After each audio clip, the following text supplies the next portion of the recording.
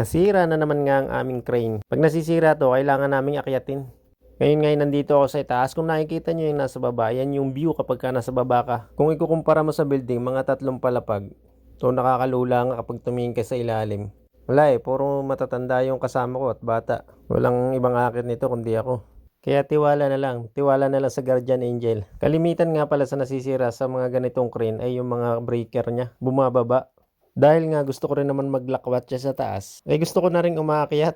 Dito na lang ako nagpapahinga sa taas. Safe naman to dahil malalaki naman yung aking tinutulayan. Yun nga lang kung malulaing ka, huwag ka na dito. Huwag mo nang subukan.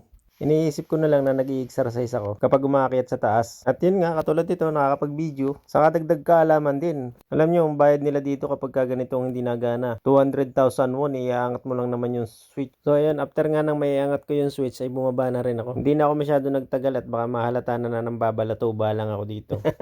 Yung, kita nyo, ang liliit na ng mga tao.